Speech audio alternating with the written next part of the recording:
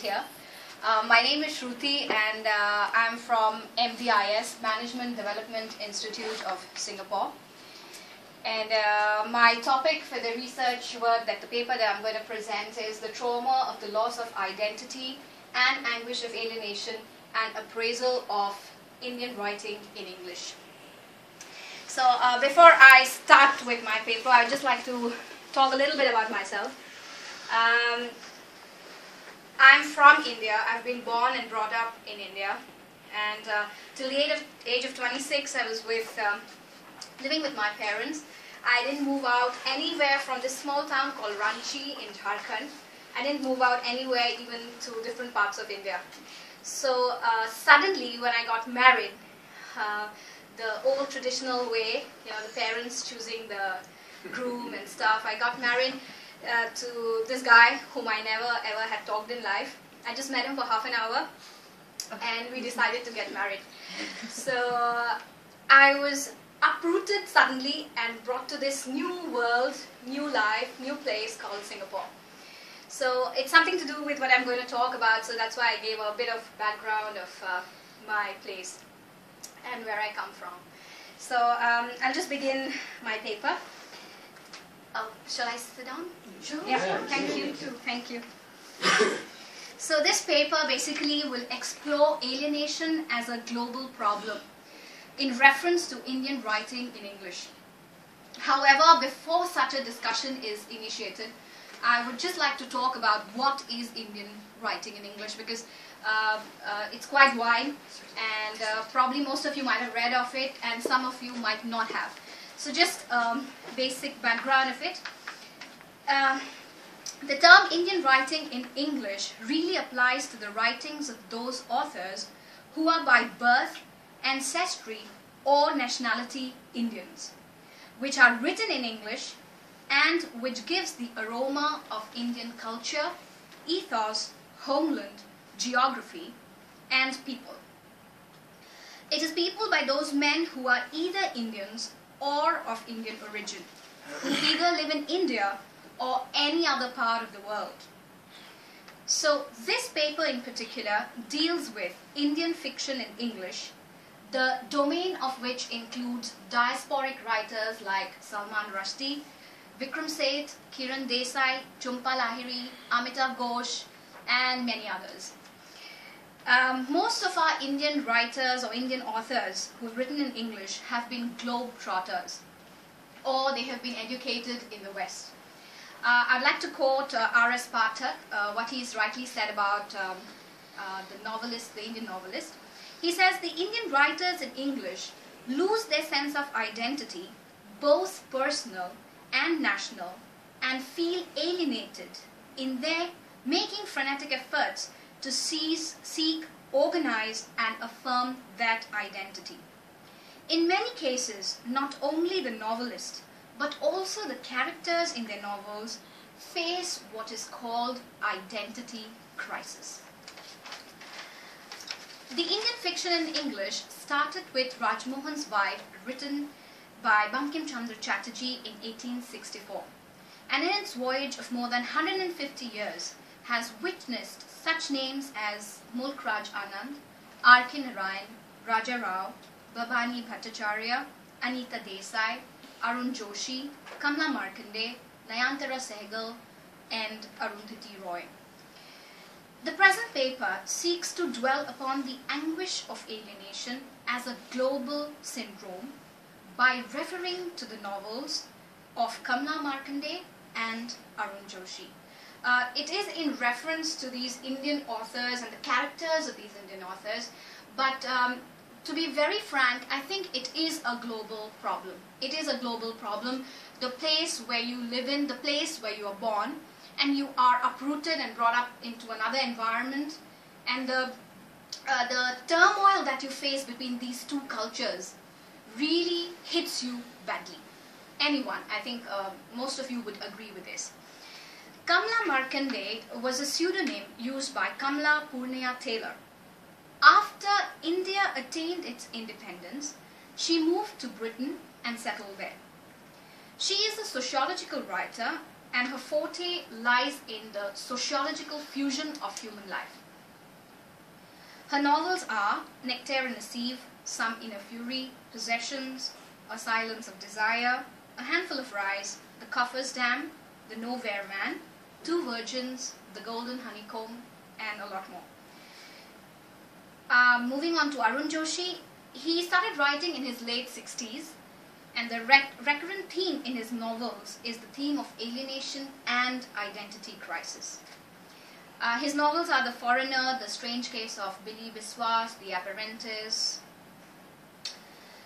Before we explore the novels of both Joshi and Markandeya, I would first like to talk about the concept of alienation, identity crisis, and connectedness. Indian fiction in English originated and grew up under the tutelage of the British Empire. The learning of English was considered a matter of proud privilege. Just to tell you a little background, that when the British came into India, we were forced to learn English. The Indians were forced to learn English. But that turned out to be a blessing for all of us, because it's good that we, at a very early age, we knew that English is important. And we started learning on that and improving ourselves on that. That is one of the best things that the British did for us. It produced not only learners, but also produced poets and creative writers. The beginning of the 20th century witnessed a gradual growth of the fictional form. The theme of conflict, identity crisis, and connectedness assumes a pivotal place in the recent fiction in English. One of the most significant manifestations of cultural interaction is the experience of dislocating, resulting in the anguish of alienation. People are torn between two cultures and are caught between exile and homecoming. They are rendered homeless both at home and abroad. They suffer from this feeling of alienation and rootlessness. These rootless people are rendered dysfunctional too. Their tragedy is that they possess no sense of attachment or affiliation to any particular culture. As long as they were in one particular soil, like if they were in India for a long time, you can look at yourself as a person being an Indian. But when you move to another country, you are actually hung between the two cultures. You try to adapt to the new rules of the new country, and you cannot totally forego your own culture. So you are actually a person who is hung between the two cultures. So that kind of a state is the state of alienation, is the state where you feel that you are lost and you don't have an identity of your own. This intercultural and interracial reality is a recurring theme in Indian writing in English. The multifoliage dimensions of intercultural situation is a worldwide phenomenon today. This paper seeks to discover this global phenomenon through reflections on two novels written in India in English. One of the significant and vital facets of contemporary social life in India is the co-presence of dual culture. No country can afford to insulate itself against cultural diffusion in today's world. George Steiner goes on to the extent of saying that the modernist movement can be seen as a strategy of permanent exile. Though several important Indian writers have given a configuration of the dynamics of cultural interaction in their novels, the paper would highlight this fact on the basis of Kamla Markandeya's The Nowhere Man and Arun Joshi's The Foreigner. So I'd just like to give the story of Nowhere Man in brief, in a very short way. The Nowhere Man is a story of a South Indian Brahmin, Srinivas, and his very Indian wife, Vasanta. Srinivas's family gets involved in the freedom struggle, and Srinivas is dispatched to London, where his wife joins him. They have two sons, Lakshman and Sishu. Vasanta sticks to her very Indian way of life, the living and the eating and the dressing. She's very much Indian. And of course her thinking also. whereas the two sons are brought up in a completely foreign environment, the new British environment. So everything is very new to them. And since the beginning, since childhood, they are brought up in a new setting, completely new setting.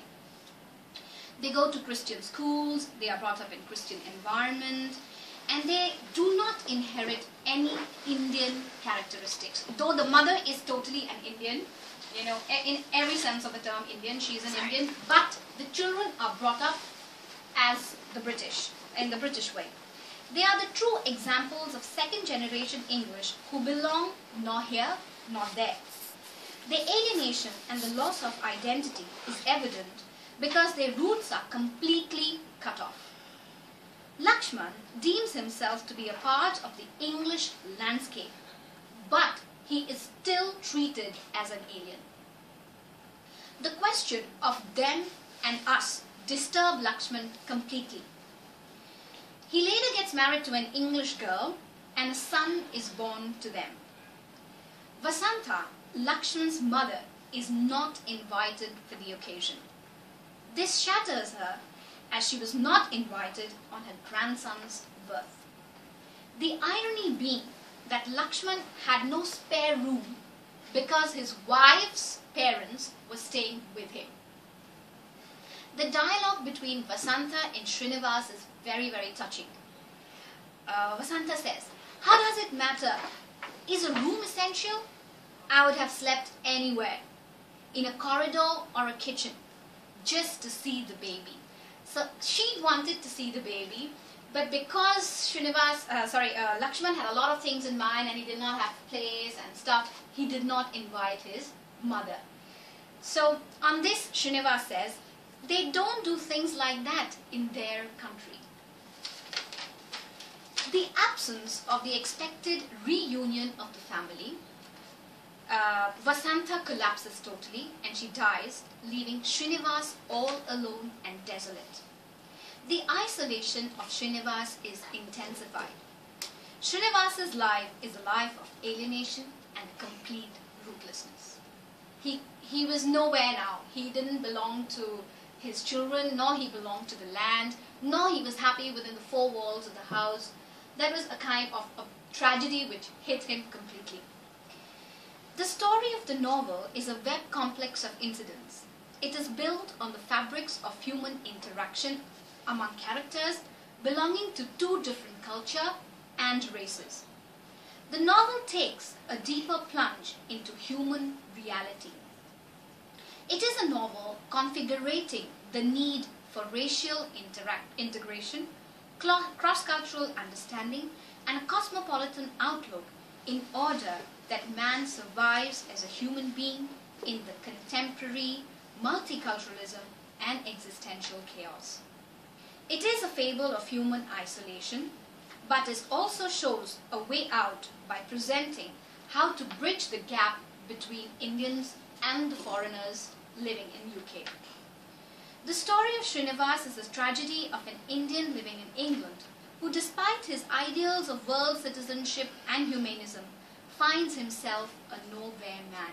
He's totally lost. He wants to be called as a British, and he thinks that he's a British, but he's not given the status of a British. Why? Because probably when we look at a person, we first see the mere face. We look at the person by the face and we identify the country by the face. We do not identify the person with the heart. I believe if we start identifying, all of us, if we start identifying each one through the heart and not by just the face, things would be better and the world would be better.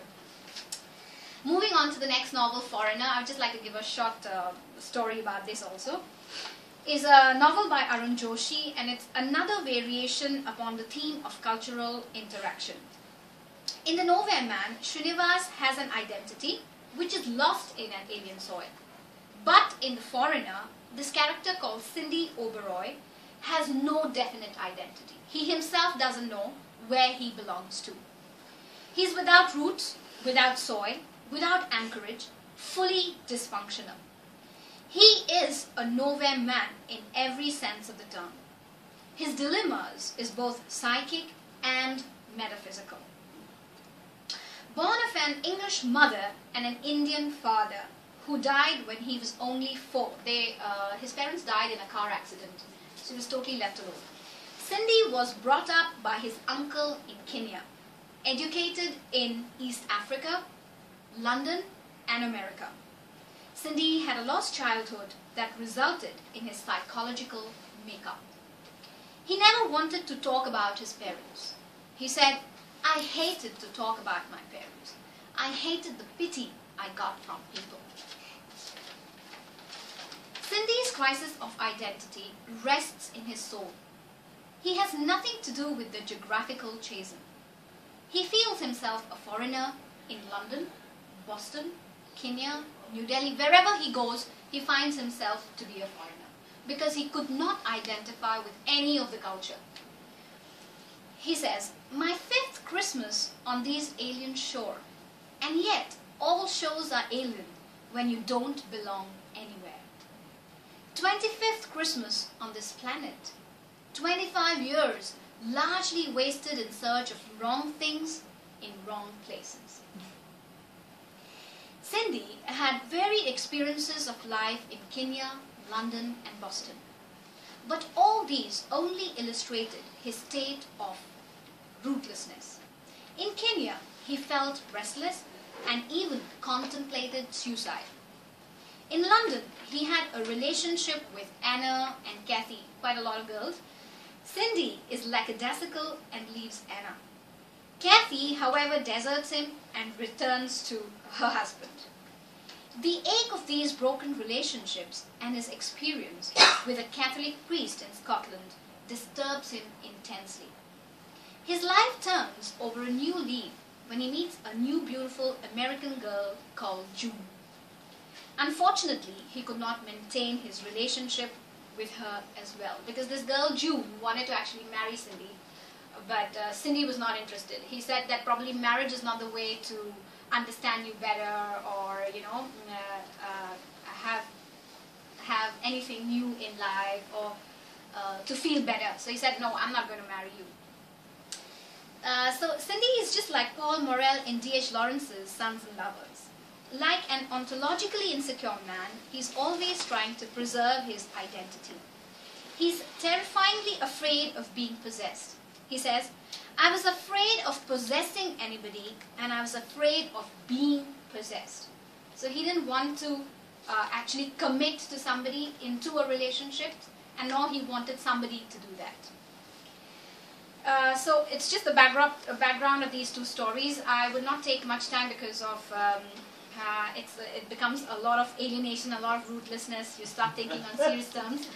So I could even go on with other novels like the another novels of Kamla Markande and Arun Joshi. But probably this much is enough to give you a background of what I want to talk about. Basically, this article explores and identifies the global in the local. I'm talking about Indian and the Indian context, but it is not just the Indian context. It is a universal phenomena. I think most of us are facing this problem. You're born somewhere, you move on to another place, and the feeling that a person goes through, the detachment is very serious. And for some people, it becomes, people go on to commit suicide even. So the anguish of alienation portrayed in Indian novels written in English is not just a local phenomena engulfing Indians, but a worldwide syndrome experienced by all men who are fraught with dual cultures or multiple cultures. Srinivas, Vasanta, Lakshman, Sishu, Cindy are strikingly Indian names, but they may well represent people from any other nationality. The places where human drama is enacted, Madras or Delhi, London or Boston, are not just geographical places. They must be viewed as any place on the map of the world that witnessed pallid, savorless people grappling with their existential situations in life. Great fiction transcends time and enjoys a universal appeal. A novel is initially a sociological document and in the final appeal a cultural asset. The picture of life that the Indian novel gives is not just a picture of social life, but also the picture of man's inner life, his soul, his spirit, his feelings, his emotions, and his intellectual and philosophical awareness. A close reading of Indian novels in English, I am sure, will not help us to discover the global in the local, but will also enable us to empathize emotively and identify ourselves truly. Finally, it must be reiterated that cultural alienation, which has become a global phenomenon today, is very well exemplified in Indian fiction in English. Thomas Friedman argues that the world is flat. This is a very interesting subject that we have gathered here to discuss. And the idea of what a homeland is in the 21st century, as borders are redrawn in some parts of the world, and as borders are collapsing because of globalization in other parts of the world. Is the idea of home a geographical identity, an ethnic identity, a religious identity, or is it an identity driven by language, or is it something to do with the past? What is it? What is it actually? I would like to say that cultural assimilation can be achieved, but complete cultural assimilation appears to be an impossibility. Since total insularity against other culture is undesirable, we must really look forward to cultural coexistence as a way of overcoming the anguish of alienation. We should all aim towards a better world. That is what I want to, the statement that I want to make at the end is that we all should aim for a better world where people live peacefully without barriers of race and caste and creed and the face and language, whatever. We all must do something to create a better world for the coming generations, to make a better future for the new people coming in. That's it. Thank you very much. Thank you. I'd just like to make one point, is that this picture is basically a picture from Singapore's food court. And I don't know how many of you have visited Singapore, but you'll be surprised to know that at one particular table, 10 to 12 different nationalities sit together, have food together, interact with each other together, without any feeling of racism or casteism or anything else, I mean, I haven't traveled much across the world, but coming to Singapore, the first year of my life, I was a bit alienated because a new person, a new husband, and so to say, the only new husband, and and the people around. I was like, oh my God, where have I come? We don't celebrate we do celebrate Diwali, but we don't celebrate any other culture like we used to do in India, all the traditions. But when I closely looked, and when I joined MDIS, that was a place where I really found out people from different backgrounds. I met Singaporean Chinese, I met Singaporean Indians, I met Malaysians. Oh my God, so many different cultures. And the students that I teach basically are from Cambodia, Indonesia, South Africa, Uzbekistan, all parts of the world. So it is amazingly a beautiful place. I mean, if you get the opportunity, please come over, see Singapore. It's truly a multicultural place where you do not have these kind of barriers based on caste and creed and anything. So you're welcome to Singapore anytime. I'll be there at the airport to pick you up.